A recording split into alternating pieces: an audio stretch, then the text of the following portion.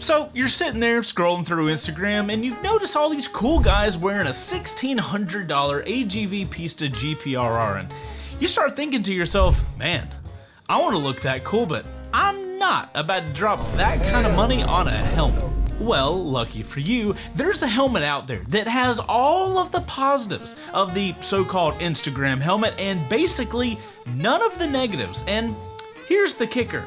It costs less than half the price. Today, guys, we are talking about the helmet the Pista wishes it could grow up and be, the KYT KX-1. I'm Chaseontwowheels, and this is Moto Gear Show. So guys, the KX-1 comes in at around the $700 price point if you want the race GP, and then if you want that glossy carbon version, you're going to be looking at spending around $850. For a Moto GP homologated helmet, that's actually a solid price. Now, the shell's a tri-composite of carbon, Kevlar, and fiberglass, and it comes in 3 different shell sizes across the range of extra small all the way up to XXL. As far as certifications go, of course it has ECE 2206 and it's FIM approved, which means yes, it is literally legal to get on the MotoGP grid. Now, the visor is going to be a huge talking point with this helmet. Now, it's going to be a super strong polycarbonate shield, but the main thing to look into is the full metal locking mechanism on the front, center, and on the sides.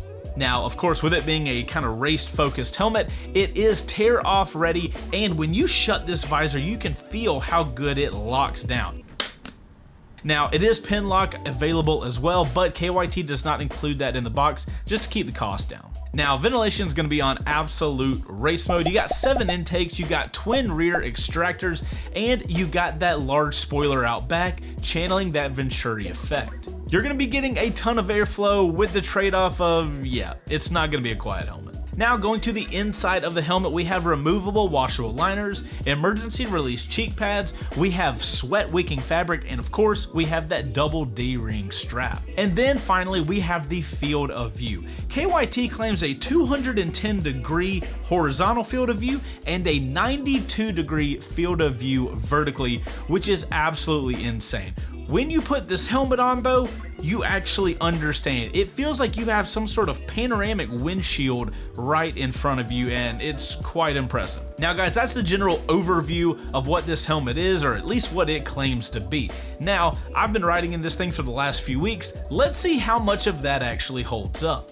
And guys, before we get to my opinions on the helmet, I want to give a shout out to the sponsor of this video, which is Cardo. They are my go-to for helmet communicators and music listening devices. I personally use the Pack Talk Edge. I absolutely love it. Not only do I install it on every one of my own helmets, but I install it on every one of these review helmets that I do, and that's because I've realized that I can't ride without listening to music. It's one of my favorite things to do. Just go for a ride, listen to some music, and chill out. I absolutely could not ride without them. I personally use the Pack Talk Edge, but Cardo has tons of different units at different price points, depending on the budget that you guys are working with.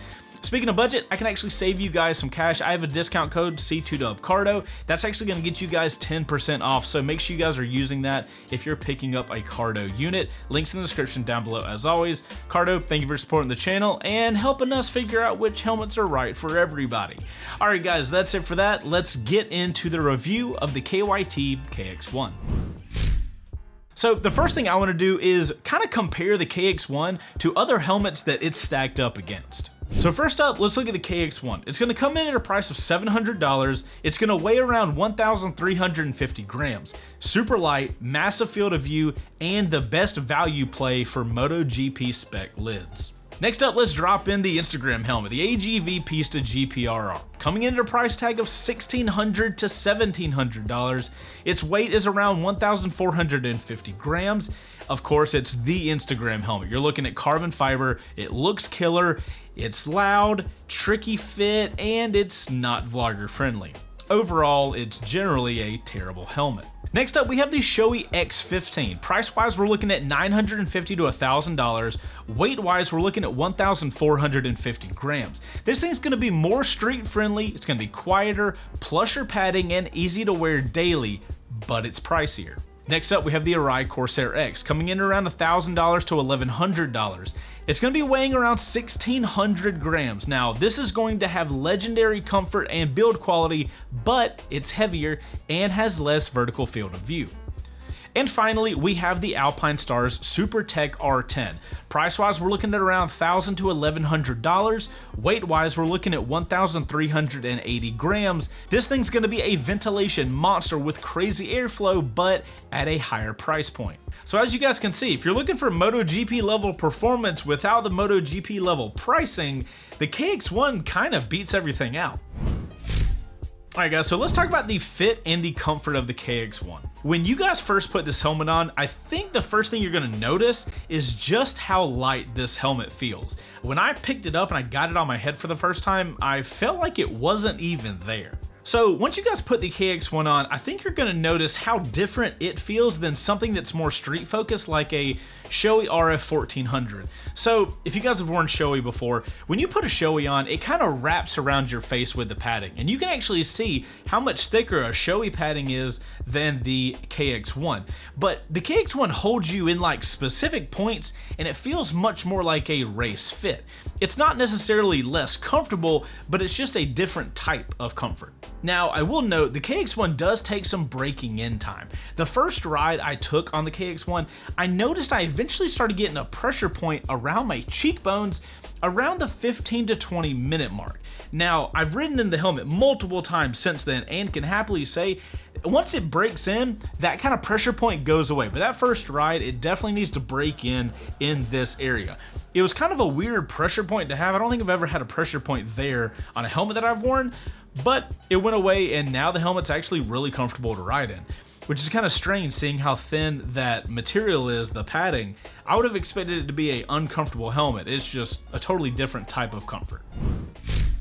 Next up, let's talk about where this helmet was made for, and that is wind and stability. Guys, if you've never tried a helmet like this out or any other like race focused helmet, it's going to be very hard for me to describe to you how nothingness this helmet feels when you're riding on it. It doesn't matter what bike I'm on, what wind conditions are going on, how fast I'm going. This helmet makes me feel like there is no wind going on around me. There's no weird buffeting. The helmet is extremely stable regardless of how fast I'm going. Regardless of where I look, it just cuts through the air incredibly well. The only other helmet that I've tested that felt that good in the wind was the Pista GP-RR. I don't like that helmet. It has a lot of negatives, but one of the few positives that helmet is how well it cuts through the air, and the KX-1 is on that just hyper great job at that level, which if you're looking at a race focused helmet, your helmet has to do that. You're doing really high speeds. You cannot tell how fast you're going with the wind coming at your head and neck with a helmet like this on. It's incredible. Next up, let's talk about the visor mechanism, which is probably the most impressive thing that I've noticed about this entire helmet after testing it. I know that sounds a little ridiculous, but you guys just hold on with me. First off, the very front locking mechanism is fully metal, so that means when it gets locked in, all the pieces and mechanisms that's used are fully metal, and boy, when this thing locks, it is Fort Knox. Nothing is opening that visor. Do you guys hear the visor mechanism?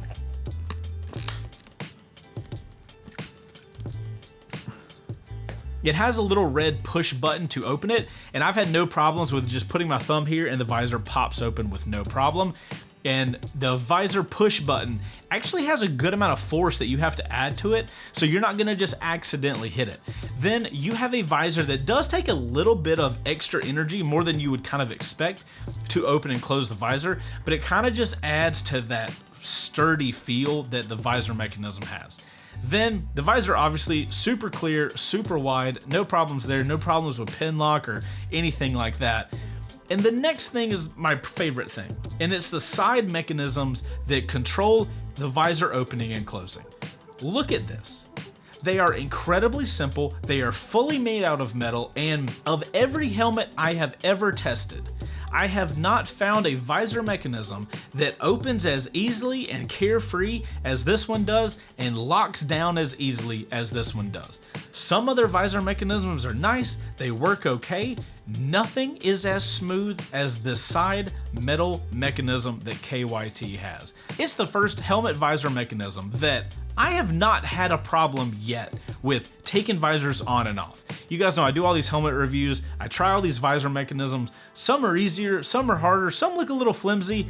This is the first one that is super sturdy, super easy to use, and I've had literally not a single issue taking a visor on and off. Golf clap. Next up, let's talk about ventilation. Now, I've been riding in the Georgia heat, so you guys know ventilation is a big deal for me. On the KX-1, you are getting a solid amount of ventilation. I can happily ride around with the visor fully shut with all of the vents open. That's a huge deal. If I wasn't able to do that, kind of putting it down on the list for ventilation wise. Now, the next thing I want to talk about is a bit of a critique on the helmet, and the thing I liked least about the helmet, if I'm going to be honest, and that is the switches for the ventilation ports. Now, the front ports by the chin, you're going to have a switch on the inside of the helmet. That one feels okay. It's very easy to get to, and I didn't really have that much of a problem using it, except when it was fully shut. When it's fully shut, to get it open, I kept having an issue, this is with gloves on, to get my finger up and get the swatch, the little switch grabbed and pulled down. I had a couple problems finding it. Next up, we have the big forehead vent. And I gotta say, when I was opening and shutting this, it just didn't have that click and nice feel that I really wish it did. When I moved it up and down, like, I could tell it was open and shut because it traveled enough, but it just never had like a solid click into the different locations. So I wish they could use a slightly different mechanism for that one as well. But my biggest issue were the very two top vents.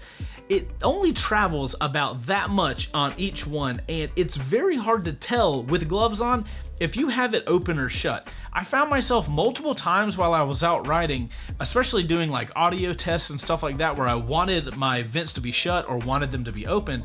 I'd reach my glove up here and I'd try to move it around, and it had so little travel and not a really good click, it was kind of hard to tell which direction it was going. And to be honest with you guys, I kind of just gave up and didn't care. So if I was gonna give KYT an overall critique, my least favorite thing about your helmet is the switches you're using for the ventilation.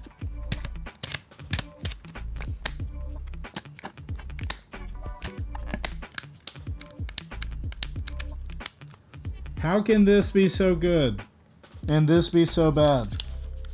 Tell me. Next up is the noise level and the noise level test. So, guys, I'm gonna be honest with you. This is my first year doing helmet reviews, and I am trying really hard to bring you guys the best, most comprehensive helmet reviews I possibly can.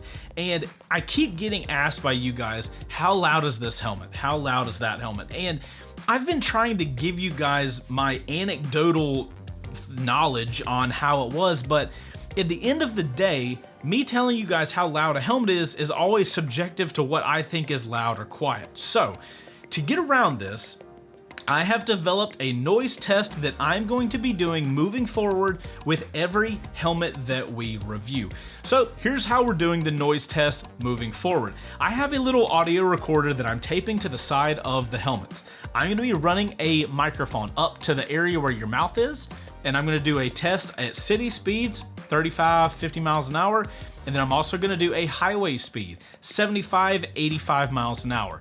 I'm going to do that test at the mouth area. I'm also going to move that microphone to the ear area to show you guys how loud it is going to sound to you as the rider, and that way I don't have to tell you guys how loud or quiet I think a helmet is. I'm just going to show you the audio files, and that way we can judge numerically how loud it is. This takes guessing work and, well, does Chase consider this quiet or loud? We're not doing that anymore. We're just doing noise tests. So, without further ado, let's get to the official noise test for the KYT KX-1.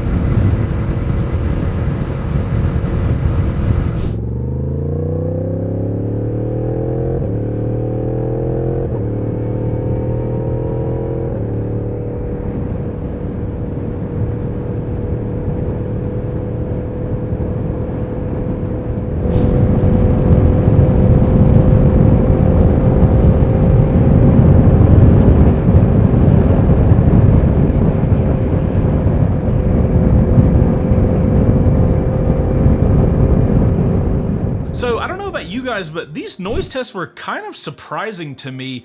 I did not expect the helmet to be so much more quiet by the mouth area as compared to the ear area.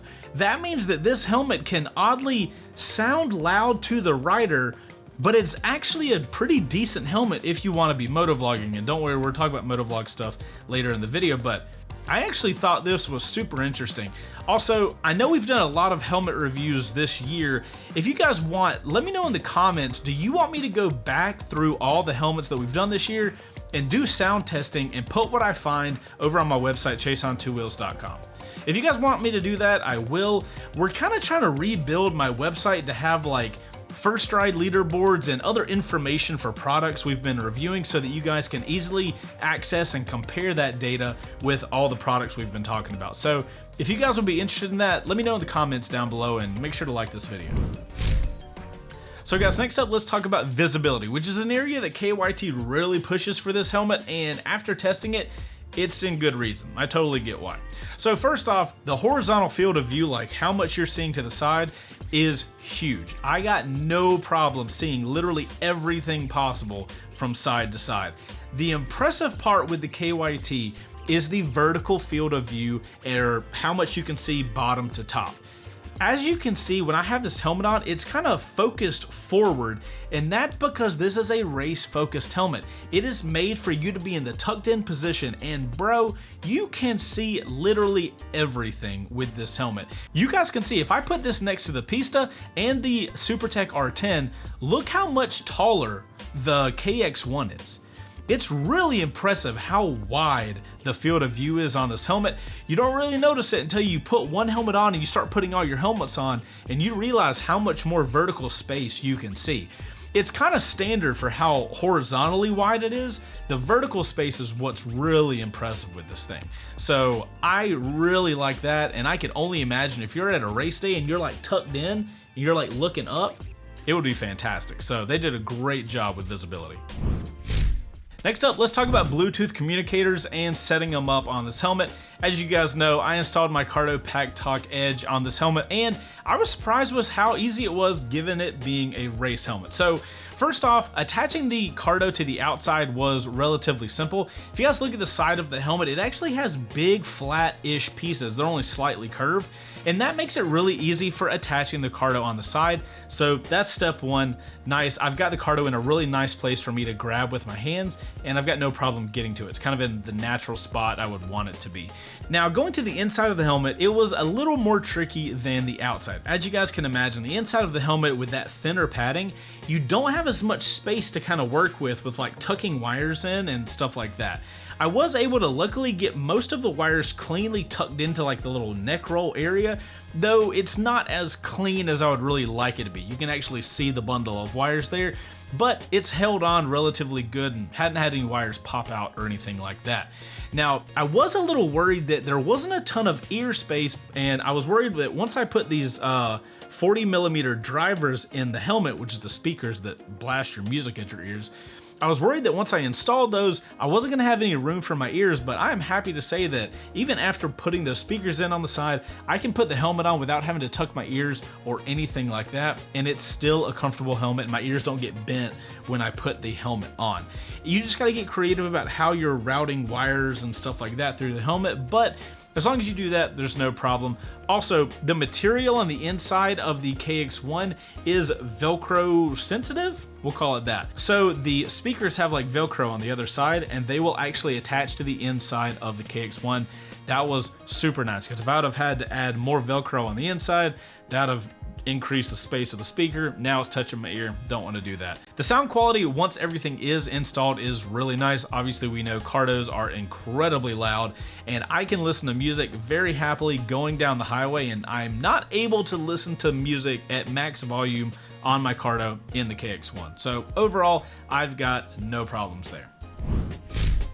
Alright guys, so next up, let's talk about using this helmet to motovlog. And I have to be honest with you guys. When I was first looking into doing the KX-1 as a review, I thought to myself, this is a race helmet, it's going to be loud, there's no point in even testing this. So, you guys will notice I have not used the KX-1 on any of my first rides, mostly because my production schedule is so fast right now, I don't have time to try the helmet out on a first ride and then the audio be bad and then I don't have a good first ride to put out. So I haven't even used it on a first ride because I had no faith that it would be good.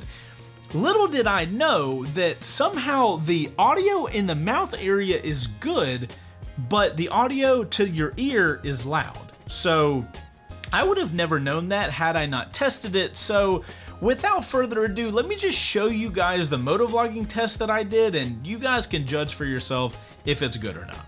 Guys, I'm about to show you my biggest problem with motovlogging with this helmet, and it's actually in my hand. Do you guys see the little piece of tape right here? It's the back side of a piece of tape. So this is the Velcro stuff that I normally put on the inside of a helmet. I just put this little sticky Velcro piece on the inside of every helmet I test, and then my microphone has the opposite hook and loop side. It's not the opposite, they're the exact same, but regardless. This way, I can just take my mic too and plop it into the helmet and it'll just Velcro in and attach really well. When I was pulling out this microphone of this helmet, the Velcro came out. This inside material, it is just one of those pieces of material that nothing likes to stick to. So, luckily, the front of this helmet there's not a ton of space. So as you guys can see, the microphone will just press up against my cheek and stay in place. It's not ideal, and because of that, I wouldn't really feel good about making this an official vlogging helmet because of that. Because what's gonna happen is every time I take this helmet off, I'm gonna have to redo this entire process. But here, let's get on the road. Now that we got the mic in here, I'm gonna close all the vents and I'm gonna show you guys what the audio would sound like if you did want to motovlog with this helmet. Alrighty guys, if you wanted to motovlog in a city area, we're currently going 50 miles an hour. This is what your audio could sound like, and here I'll stop talking and you can hear what the wind noise sounds like. Again, this is 50 miles an hour. Let's go to the highway though. Now, if you wanted to motovlog on the highway going around 75 to 80 miles an hour, this is what your audio would sound like. I'm talking at the same volume I was talking back there, and this is how I would normally motovlog.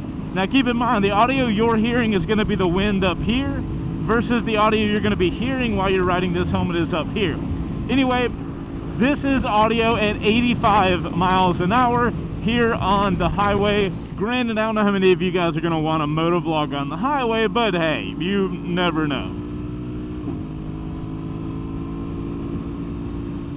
So there's your 2 motovlogging tests. You guys let me know in the comments. Is that good enough for you? So as you guys can see, the audio at city speeds and at highway speeds is totally fine. I regret not setting this helmet up earlier. Kind of feel dumb for not doing that. Also, another note about attaching your camera to the helmet. The helmet is similar to the Pista. It's very curved in the front, so you're definitely going to want to use those flat pieces on the side of the curve where you can attach something and then put an arm and then your camera can go out front. So if you guys wanted to attach a POV camera, I would definitely do something like that instead of using the clamps, because the clamps they need more surface and less of an angle to clamp onto, so definitely look into something like that if you're wanting to motovlog in the KYT KX-1. And with all of that being said, let's run the KX-1 through the chase score. For comfort and fit, I'm giving this thing an 8. Ventilation wise, I'm also going to give it an 8. Noise level, I got to give it a 5. Visibility gets an absolute 10. Weight gets an absolute 10. Comm setup gets a 9. Motovlog setup gets an 8. Features wise, I'm also going to give it an 8. Now, value for money, this thing is getting a 9. And finally, durability and build quality is also getting a 9. And guys, that brings a total chase score for the KYT KX-1 to an 84 out of 100.